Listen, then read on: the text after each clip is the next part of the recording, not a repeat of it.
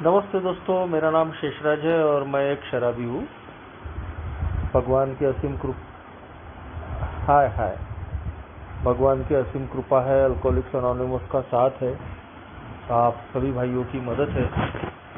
यही वजह है दोस्तों, आज भी शराब के घूंट से दूर हूँ और एक अच्छी और संतुलित ज़िंदगी जीने की कोशिश कर रहा हूँ। दोस्तों, सबसे पहले तो orange city online group Nagpur का मैं बहुत बहुत आभारी हूँ, जिन्होंने आज मुझे अपने अनुभव साझा करने का मौका दिया।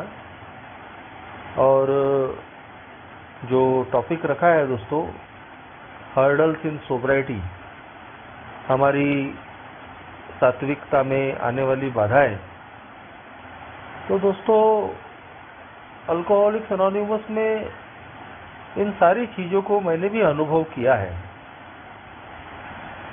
अल्कोहलिक्स एनोनिमस में आने के बाद में भगवान की कृपा से और ए की फेलोशिप की मदद से शराब की दूरी तो हमको हासिल हो जाती है, मगर इसका मतलब ये नहीं है दोस्तों कि हमारे ज़िंदगी में कोई समस्या ही नहीं रहती, कोई परेशानियों का सामना ही नहीं करना पड़ता है।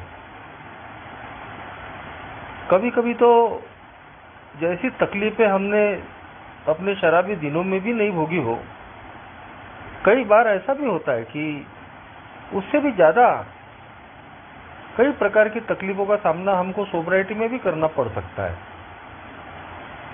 मगर इन 17 सालों में, मेरा अभी 18वां साल शुरू है दोस्तों सोब्राइटी का, 17 साल पिछले अगस्त में पूरे हो चुके हैं।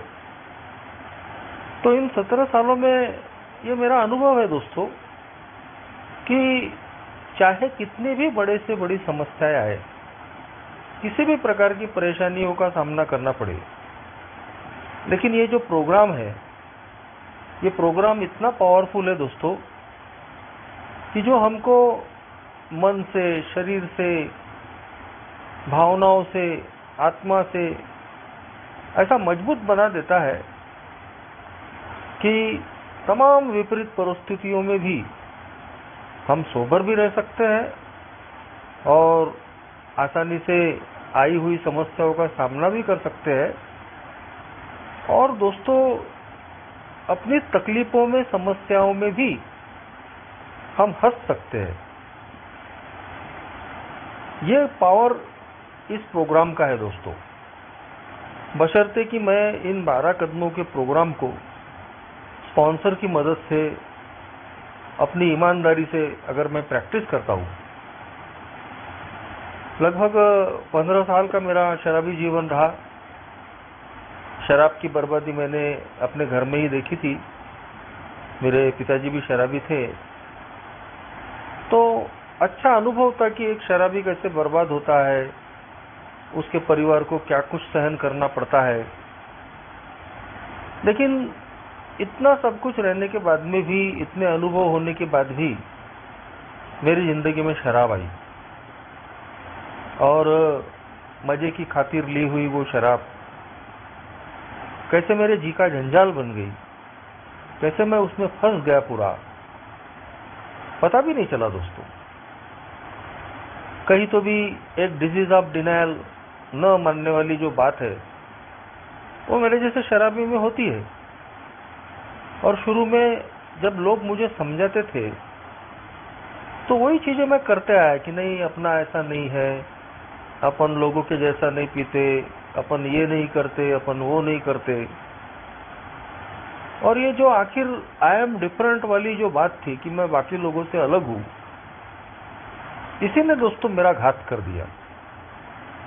और देखते देखते फुकट में मिली हुई शराब, कभी कभार मैं पीने वाला, कब मैं डेली ड्रिंकर बन गया, कब मैं शाम को पीने वाला 24 घंटे पे आ गया, मुझे पता भी नहीं चला दोस्तों। और जैसे जैसे शराब बढ़ते गई, वैसे वैसे मेरे जिंदगी की अस्त व्यस्तताएं बढ़ते गई। शराब जिंदगी में आने के पहले कम उम्र में मैंने अच्छा नाम कमाया था, पढ़ा लिखा लड़का है, एक्टिव लड़का है, खराब परिस्थितियों में भी अच्छा पास होता है। लेकिन दोस्तों, इस शराबीपन की वजह से सबसे पहले तो मेरा मान सम्मान गया। जैसे जैसे लोगों को पता चलने लगा कि ये तो अब शराबी बन चुका है, शराब का आदी हो चुका है, तो धीरे धीरे लोगों ने मुझे दूर करना शुरू किया। मुझे शारीरिक प्रॉब्लम होने लगे। कई बार मैं ब्लैकआउट में आ जाता था सुबह अर्ली डेज में ही।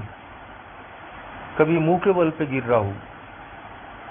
घर में तनाव शुरू हो गया। पिताजी भी शराब पीते थे, तो कहीं तो भी घर का वातावरण खराब होने लगा।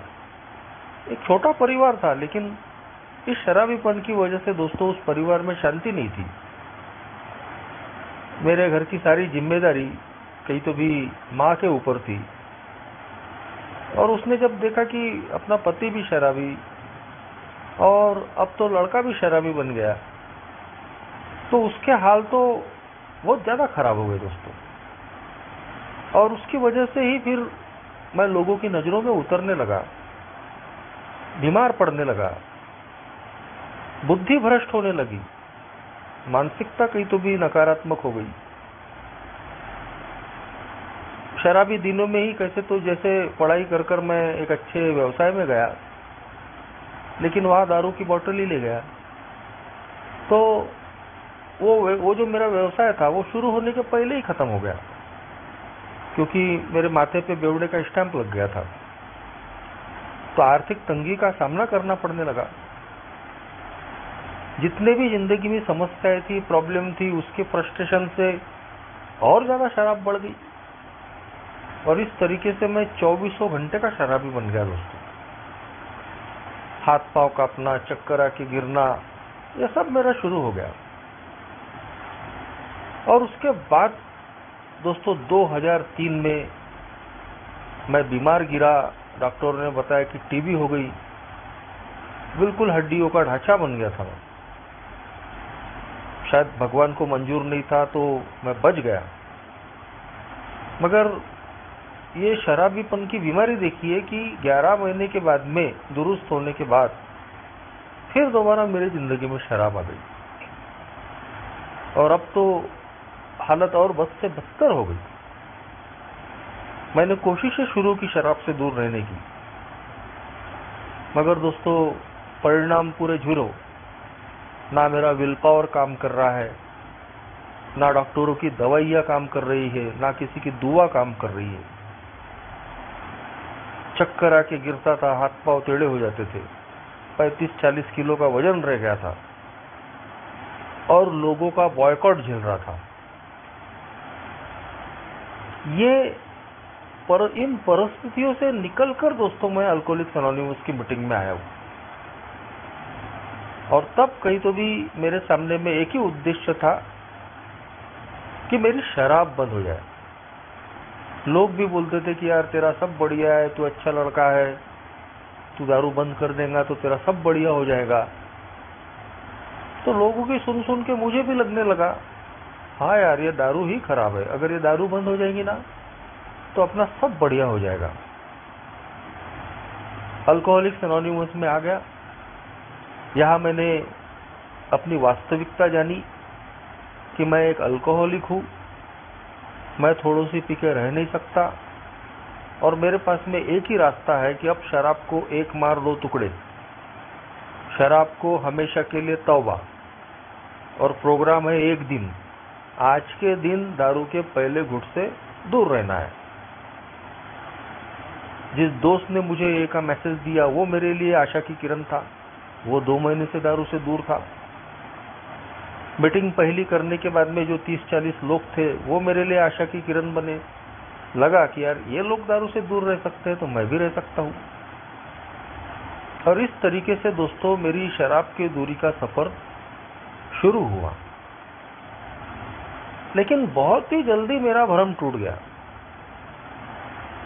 असली कहानी यहां से शुरू हुई कि जो मैं सोच लेकर आया था कि मैं दारू बंद कर दूंगा तो सब बढ़िया हो जाएगा, तो ये जो मेरा भ्रम था वो कुछ ही दिनों में टूट गया। क्योंकि मैं देख रहा था मुझे शराब की दूरी मिल रही है, कहीं तो भी लोग पूछ रहे हैं, लेकिन अभी भी सब कुछ बढ़िया नहीं हुआ है। जिन चीजों को डर के और तनाव लेके मैं शराब की तरफ जाता था, उनसे भागने के लिए, उनसे बचने के लिए, कहीं तो भी अब बगैर नशे के उन सब चीजों का सामना करना पड़ रहा था। और ये दोस्तों ज्यादा चैलेंजिंग था। मनस्थिति बिल्कुल अस्थिर हो गई थी। शराब की दूरी का आनंद भी मैं ले नहीं पा रहा था। मेरी जिंदगी की इतनी बड़ी समस्या शराबीपन की, शराब की गुलामी, जिसमें मैं 24 घंटे फंसे रहता था, वो शराब मेरे से दूर हो गई है। मैं बगैर शराब के रात को सो पा रहा हूँ, बगैर शराब के मैं खाना खा पा रहा हूँ, बगैर शराब के मैं सोच पा रहा हूँ। इतनी बड़ी गुलामी से निकलने का जो आनंद है, वो भी मैं एंजॉय नहीं कर पा रहा था। और दोस्तों, मेरा सारा जो दिलो दिमाग है अब इस सोच में हो जा रहा था कि दारू तो बंद हो गई, लेकिन बाकी चीजों का क्या। अच्छी खासी उम्र हो गई थी, 32-33 साल की, शादी नहीं हुई थी। बराबरी के दोस्तों भाइयों की शादियां हो गई थी, बच्चे वाले हो गए थे, और मेरे पे तो बेवड़े का स्टैंप लग गया था। पीने के दिनों में भी लड़कियां देखता था, लेकिन पहले ही मेरी खबर पहुंच जाती थी कि बहुत बड़ा बेवड़ा है। तो अब मेरी शादी होगी कि नहीं होगी। मेरा काम धंधा पूरा खराब हो गया था, नाम खराब हो गया था। ये काम धंधा मेरा ठीक होगा कि नहीं होगा। कर्जे थे, आज देखता हूं तो बहुत ज्यादा वो कर्जे नहीं थे, लेकिन उस वक्त मेरी इतनी भी हैसियत नहीं थी कि मैं उन कर्जों को, जो थोड़े बहुत भी कर्जे थे, तो उनको चुकता कर पाऊं। ऊपर से जहां मैं रहता हूं, उसी एरिया के एक साहूकार का कर्जा मैंने लिया था परसेंटेज से, तो उसका डर, उसकी दहशत 24 घंटे दिमाग पे रहती थी। वो कहीं मिल न जाए, वो कहीं दिख न जाए, वो कुछ बोल न दे, और मैं उसको भी टरका मैसिन दे रहा हूँ, झूठ बोल रहा हूँ। कोई मेरी खेती का काम हो रहा है, तो कोई फलाना काम हो रहा है, तो तुम्हारे पूरे पैसा चुकता कर दूंगा, और वो चक्रवृद्धि ब्याज बढ़ाते जा रहा है। अब इसका पैसा मैं कहां से दूंगा। लोग मुझे अपनाएंगे कि नहीं अपनाएंगे, क्योंकि मैं अकेला गिर गया था। तो शराब की दूरी का, शराब की गुलामी से मुक्त होने का मैं आनंद भी नहीं उठा पा रहा हूं, और मेरी जिंदगी को दोस्तों इन बाकी की चीजों ने घेर के रख दिया। आर्थिक तंगी इतनी भयानक थी कि मैं पैसे के लिए मोहताज था। ए में आने के बाद भी, शराब की दूरी हासिल होने के बाद भी, अभी भी मैं अपने माँ पर ही निर्भर था, चाहे खाने पीने से लेके या और बाकी जरूरतों से लेके, क्योंकि मेरे काम धंधे का कोई ठिकाना नहीं था। तो ये चीजें बड़ी परेशान करती थी शुरुआत की सोबराइटी में। कैसा होगा, दारू से तो दूर हो गए, लेकिन बाकी चीजों का क्या। तो कहीं तो भी इनिशियल डेज में खास तौर पे समस्याएं तो बाद में भी आती है। ऐसा नहीं है कि अभी मैं 17 साल से सोबर हूं तो अभी किसी प्रकार की कोई समस्या ही नहीं है, ऐसा नहीं है। समस्याएं अपनी अलग अलग रूप लेकर आती रहती है। तो खास तौर पे जो हमारा शुरुआती काल होता है, वो बहुत ज्यादा महत्वपूर्ण होता है दोस्तों। जरा भी हमने अगर संतुलन खोया, जरा भी हम निराश हो गए, तो कब हम रास्ते से भटक जाएंगे, कब हम फिर शराब की तरफ चले जाएंगे, कोई गलत काम में फंस जाएंगे, कोई गारंटी नहीं रहती दोस्तों। लेकिन ये ईश्वर की ही कृपा है दोस्तों, कि शायद दोस्तों कोई भी बुरा या नकारात्मक विचार मुझ पर हावी नहीं हो पाया। मैं निरंतर मीटिंग कर रहा था। बहुत ही जल्दी एए की सर्विस में मैं आ गया। एक होम ग्रुप मैंने बनाया था, वहाँ की मुझे चेयरमैनशिप मिल गई थी और विपरीत परिस्थितियों में भी मैं सेवा कर रहा था। शायद वो अल्कोहलिक्स एनोनिमस में जो मेरा इन्वॉल्वमेंट था, सर्विस में मेरा सहभाग जो था, उसी की वजह से दोस्तों तमाम खराब परिस्थितियों में भी मैं ना तो शराब की तरफ जा पाया और ना ही मैं किसी इजी मनी के चक्कर में फंसा, कोई गलत काम में मैं फंसा और कुछ तकलीफों से मैं कहीं तो भी दूर रहा। तो सोब्राइटी में आने वाली जो बाधाएं हैं वो आते रहने वाली है दोस्तों। लेकिन यदि मैं इस प्रोग्राम को फॉलो करता हूँ, एक अनुभवी इंसान की मैं मदद लेता हूँ, जिसको हम स्पॉन्सर कह सकते हैं या ए के ओल्ड टाइमर कह सकते हैं, इन 12 कदमों पे अगर मैं एक दिन के आधार पे मैं अगर काम करता हूँ तो आसानी से दोस्तों हमारी जिंदगी में आने वाली जो बाधाएं हैं, परेशानियां हैं, समस्याएं हैं, इनका हम सफलतापूर्वक सामना कर सकते हैं। इनिशियल डेज में ही जैसा कुछ दिनों की सोब्राइटी मिली तो हम हवा में उड़ना शुरू कर देते हैं और कॉन्फिडेंट हो जाते हैं। तो मेरे साथ में मेरे कुछ रिलेटिव और रिश्ते परिवार वाले भी और कॉन्फिडेंट हो गए कि अभी दारू नहीं पी रहा है, अब ठीक है, तो चलो अभी इसके रिश्ते की बात करते हैं। तो 1 साल मेरा पूरा होने का ही था और दोस्तों मेरी रिश्ते की बात चली। एक जगह मेरी एंगेजमेंट तय हो गई। उस एंगेजमेंट की खबर दिन भर रिश्तेदारों को देकर शाम को जब मैं घर पहुंचा तो घर के लोगों ने बताया, अरे वो एंगेजमेंट तो कैंसिल कर दी। तो दोस्तों मैं खड़े खड़े कांपने लग गया था। अरे कैसा, अब कैसा होगा? एक शराबी तो पहले ही बदनाम रहता है और अभी मेरी एंगेजमेंट टूट गई तो मेरी और कितनी बदनामी होगी। देखो साला, इसकी एंगेजमेंट टूट गई, ये तो अभी दिन भर से बता कर आया। और सही में दोस्तों ये ईश्वर की कृपा नहीं होती, एक ही निरंतर मैं मीटिंगें नहीं कर पा रहा होता तो शायद उस समय मैं शराब पी लेता। मगर ग्रेस ऑफ गॉड पीने के विचार नहीं आए और मैं शाम को मीटिंग गया। एक ओल्ड टाइमर से मैंने चर्चा किया। ए का प्रोग्राम दोस्तों शेयर एंड केयर का है। अपनी समस्याएं अपने पास मत रखो। ऑनेस्टी, ओपन माइंड, विलिंगनेस, तो उसमें ओपन माइंड की जो बात है, अपने मन को खुला करना बहुत जरूरी है दोस्तों। अगर मैं ए में आने के बाद में भी अगर इसी अहंकार में हूं कि मैं अपनी प्रॉब्लम खुद निपटा लूंगा तो यह अहंकार मुझे मेरा घात करने वाला है। जैसे मैं शराब के मामले में कमजोर हूं, वैसे ही मैं जिंदगी के अन्य मामलों में भी कमजोर हूं। यह मुझे स्वीकार करना पड़ा। तो जब भी प्रॉब्लम आती है, जब भी समस्या आती है, जब भी मन विचलित होता है, तो ए के ओल्ड टाइमर कहते हैं कि इसको शेयर करो।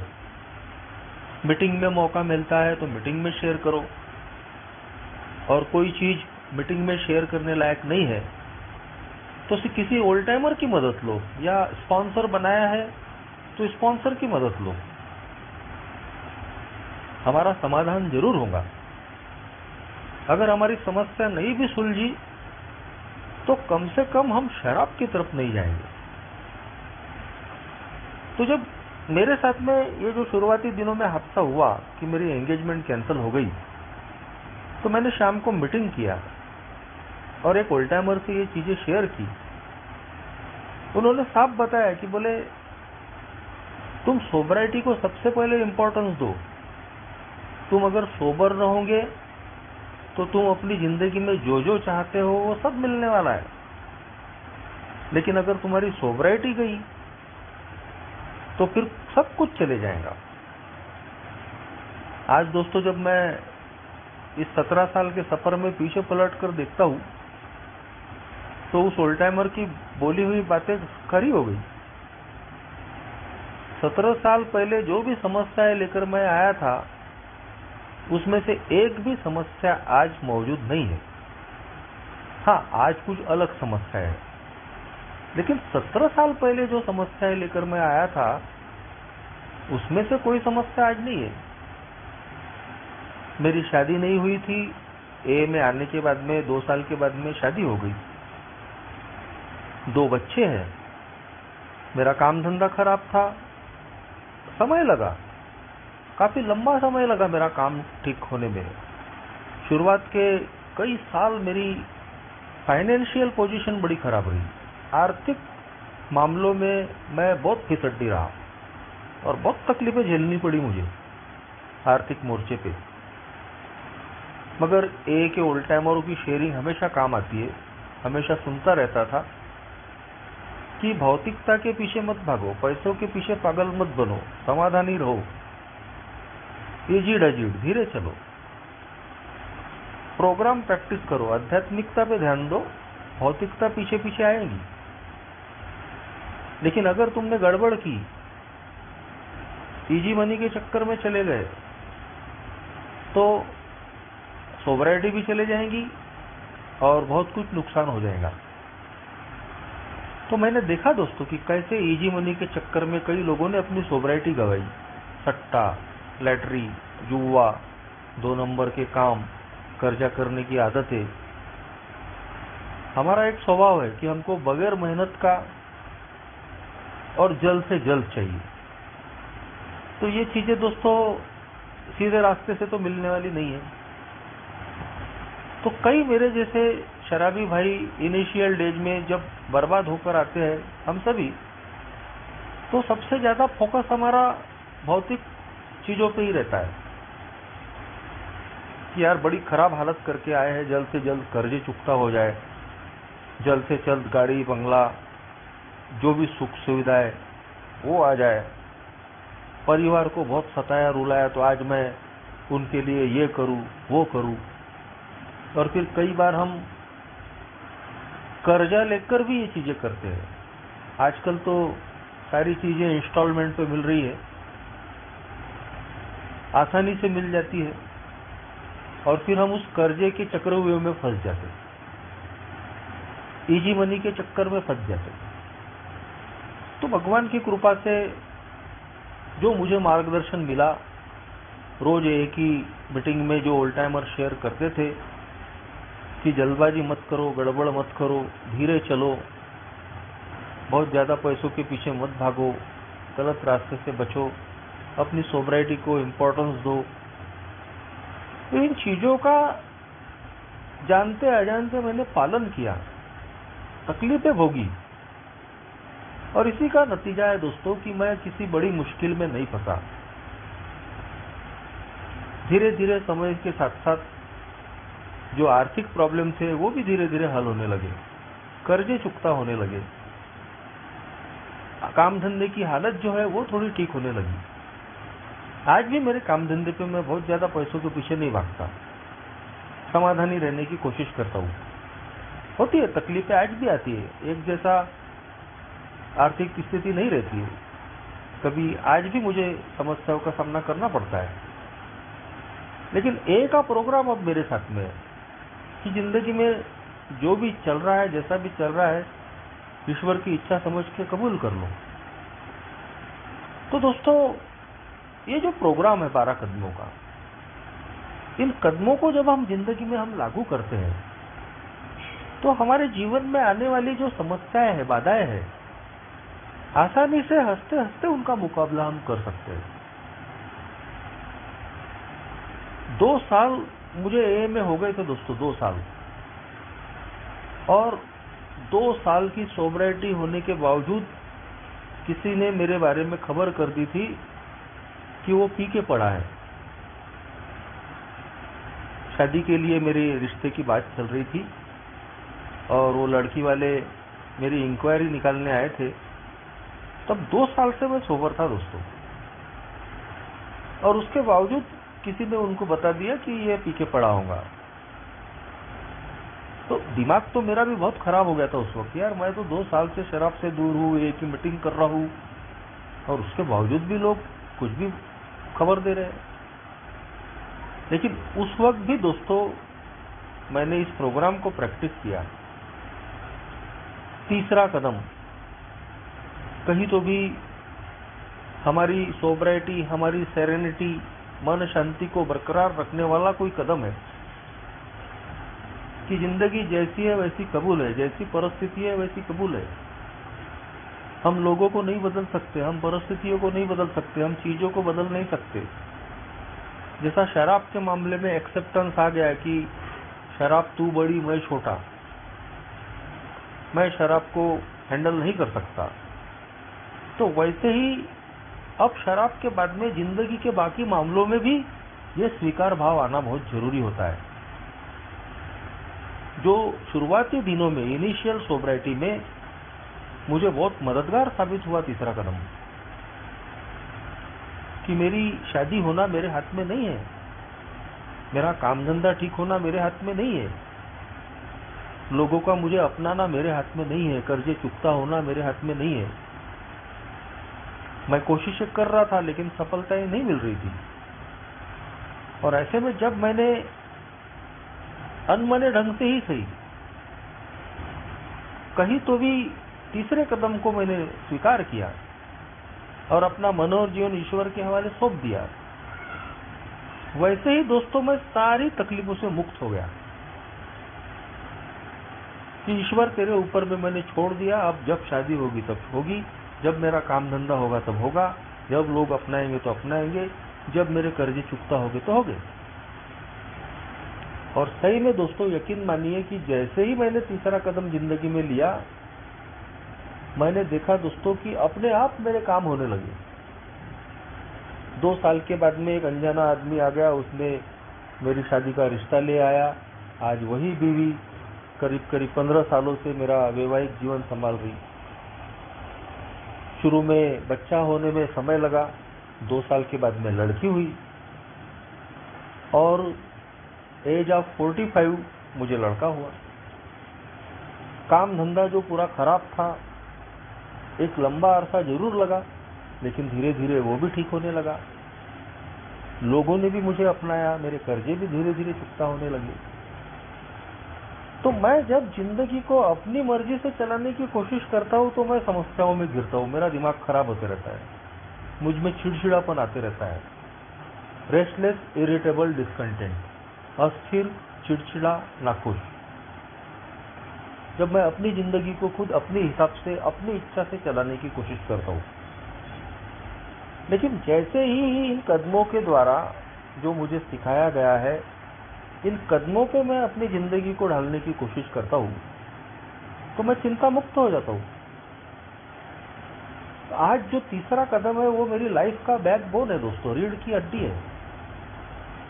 आज भी कभी ऊंच नीच होता है, कभी समस्याएं आती है, चीजें मेरे मन के लायक नहीं होती, मैं अपनी छानबीन करता हूँ और देखता हूँ कि अगर चीजें मेरे वश में नहीं है, लोग बदलने वाले नहीं है, तो दोस्तों मैं अपनी जिंदगी में तीसरे कदम का काम शुरू कर देता हूँ, सरेंडर हो जाता हूँ।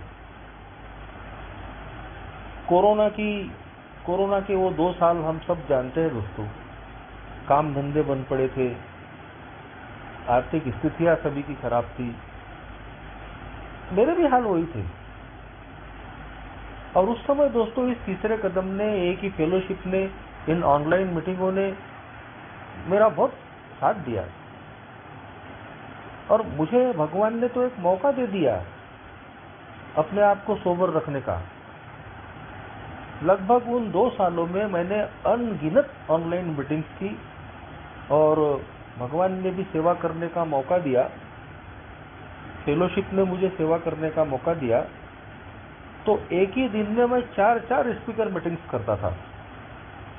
लोग भी हैरान थे कि भाई सुबह स्पीकर मीटिंग, दोपहर स्पीकर मीटिंग, शाम को, रात को। एक मुंबई के ओल्ड टाइमर ने तो मेरे स्पॉन्सर को भी कंप्लेंट कर दी थी, अरे बोले वो कितनी शेयरिंग कर रहा है। और फिर मेरे स्पॉन्सर ने जब मुझसे चर्चा की तो मैंने बोला मैं खुद तो किसी को बोलता नहीं हूँ कि भाई मुझे शेयरिंग दो, और अगर मुझे कोई बोल रहा है तो मैं ना नहीं बोल सकता हूँ, क्योंकि ये सेवा है। मुझे वहाँ कोई धन तो नहीं मिल रहा है, कोई मान सम्मान तो नहीं मिल रहा है, मगर जब मुझे समय नहीं है तो मैं ना कहता हूँ। लेकिन अगर मेरे पास में समय है तो एक ही सेवा को मैं ना नहीं कहूँगा। मेरे स्पॉन्सर को बात समझ में आ गई। तो निरंतर उन 2 सालों में मैं एक ही ऑनलाइन मीटिंगों में इन्वॉल्व रहा, और वो 2 साल का इतना खराब समय कैसे बीत गया, गुजर गया, पता भी नहीं चला दोस्तों। आर्थिक समस्याएं आई, हेल्थ के प्रॉब्लम आए, लेकिन वो समय निकल गया। जैसे कहते हैं कि ये दिन भी निकल जाएंगे, हमारी समस्या से बढ़कर हमारा ईश्वर है। और सही में वो कोरोना लॉकडाउन के 2 साल कैसे निकल गए पता नहीं चला।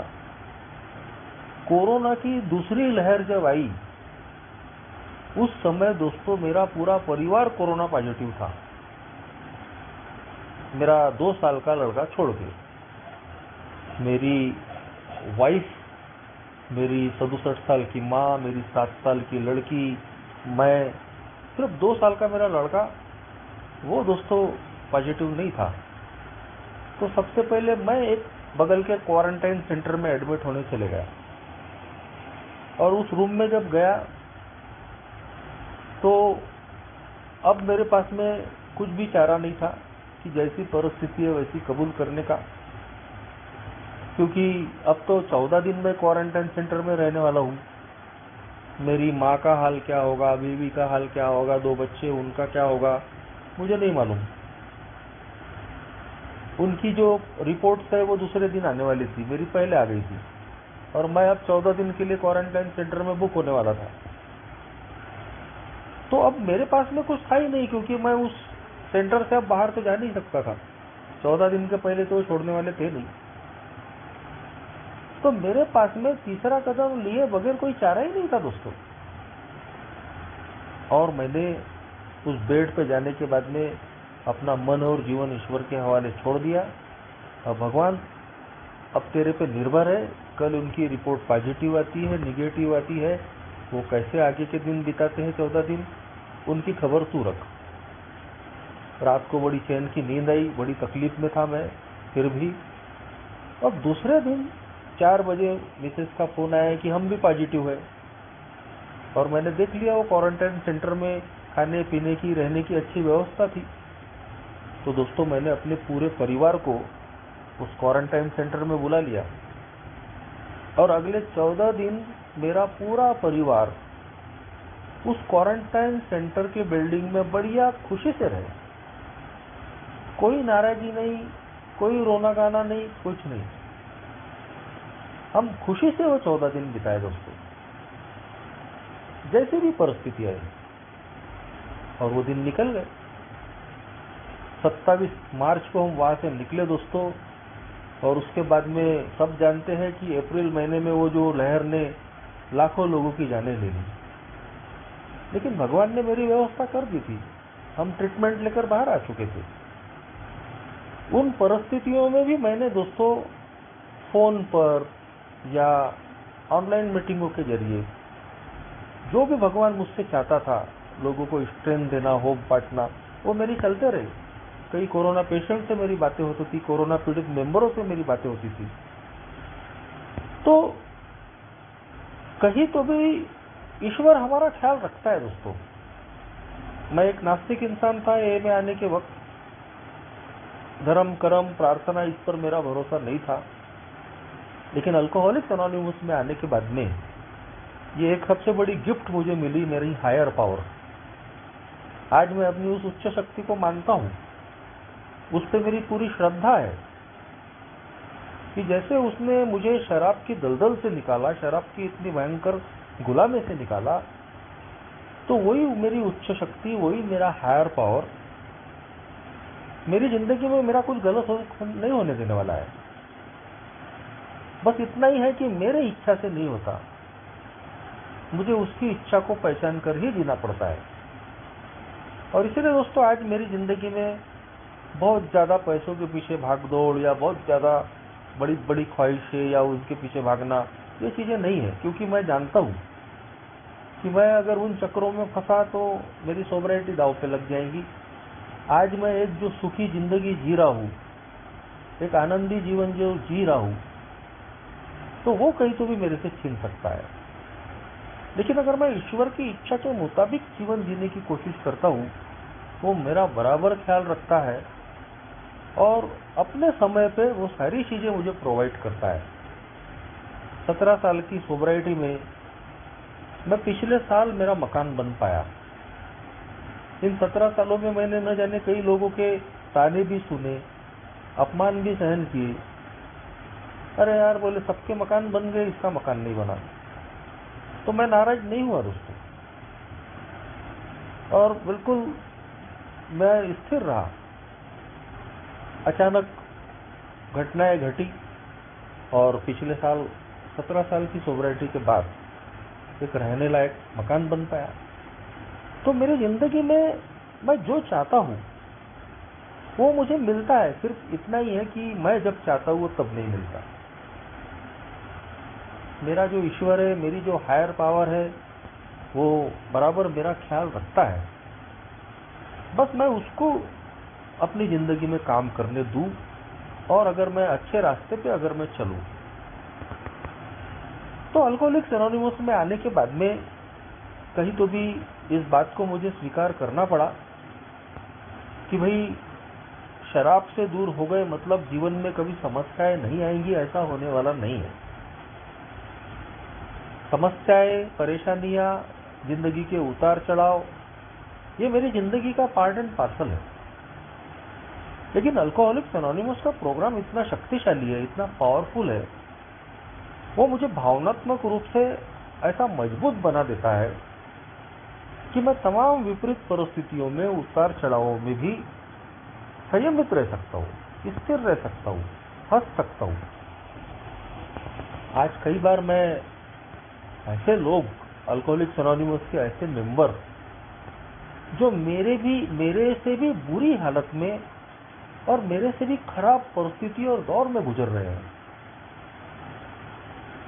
किसी का इकलौता लड़का चले गया असमय,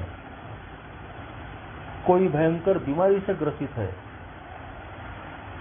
किसी का ए में आने के बाद में भी कर्जे में फंसने की वजह से कोई घर गिरवी हो रहा है या और चीजों का सामना करना पड़ रहा है।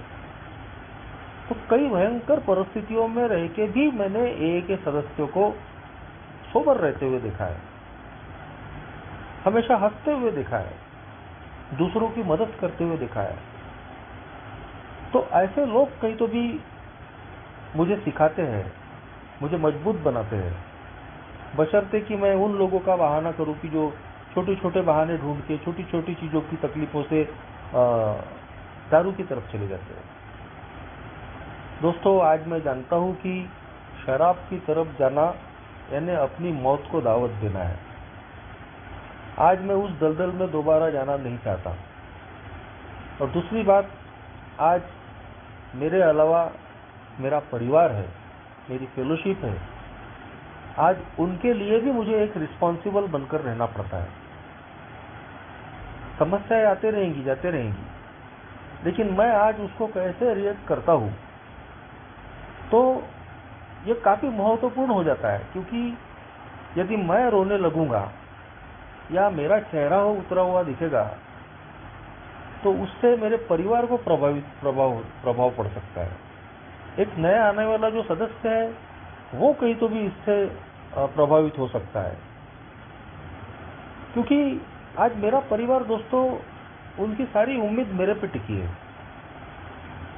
अगर मैं दुखी दिखूंगा, मैं अगर उदास दिखूंगा, मैं रोते हुए रहूंगा, तो वो भी रोएंगे, वो भी दुखी रहेंगे। ठीक वैसे ही एक नया आने वाला मेंबर अगर मुझे रोते हुए देखेगा, मुझे परेशान होते हुए देखेगा कि यार ये तो इतने साल से सोबर है, इसका चेहरा लटका हुआ है, यही खुश नहीं है, तो अब ये मुझे क्या बांटेगा। और इसीलिए दोस्तों, कहीं तो भी इन 12 कदमों पे जीने की जिम्मेदारी मेरी है। अपने एटीट्यूड को बदलने की जिम्मेदारी मेरी है। यदि मैं इन 12 कदमों पे अपने आप को अच्छे से प्रैक्टिस करवाता हूँ, मजबूती से रहता हूँ, तो इसी का प्रभाव, इसी का परिणाम मेरे परिवार पे होता है, एक नए आने वाले सदस्य पे भी होता है। हम सिर्फ शराब की दूरी के ही अनुभव नहीं बांटते दोस्तों। शराब की दूरी तो हमको मिलती ही मिलती है, लेकिन आज हमारा जीवन ऐसा भी होना चाहिए कि जिंदगी की बाकी तकलीफों में भी हम कैसे उसको टैकल करते हैं, कैसे उससे निकल पाते हैं, ये भी एक नया व्यक्ति हमसे सीखना चाहता है। लेकिन दोस्तों यही है, जो मेरे पास में है वही मैं लोगों को बांट पाऊंगा। शेयर करने का प्रोग्राम है, तो मैं क्या शेयर कर सकता हूँ? जो मेरे पास में है वही मैं शेयर करूंगा। अगर मेरे अंदर गम भरे हुए, दुख भरे हुए, रोना भरा हुआ है, तो वही मैं बांटूंगा। लेकिन अगर मैं अंदर से खुश हूँ, स्थिर हूँ, हैप्पी जॉयस फ्री हूँ, तो वही मैं बांट पाऊंगा दोस्तों। तो अल्कोहलिक्स एनोनिमस में आने के बाद में आज कहीं तो भी मैं इस बात को मानता हूँ दोस्तों, शराब की दूरी अगर मुझे बरकरार रखनी है, अपनी मानसिक शांति मुझे अगर बरकरार रखनी है, तो मुझे इन 12 कदमों के माध्यम से अल्कोहलिक्स एनोनिमस में आने के बाद में भी जो हमारी सोब्राइटी में बाधाएं आती है, तो कैसे उनको पार किया जाए। स्पॉन्सर की मदद से, इस ए के प्रोग्राम की मदद से, मीटिंग के जरिए से आज वही चीज़ें मैं करने की कोशिश करता हूँ। और सही में दोस्तों एक अच्छी और संतुलित संयमित जिंदगी आज मैं जी रहा हूँ। तो जो भी मेरे अनुभव थे मैंने रखा, आपने सुन लिया। धन्यवाद, थैंक यू।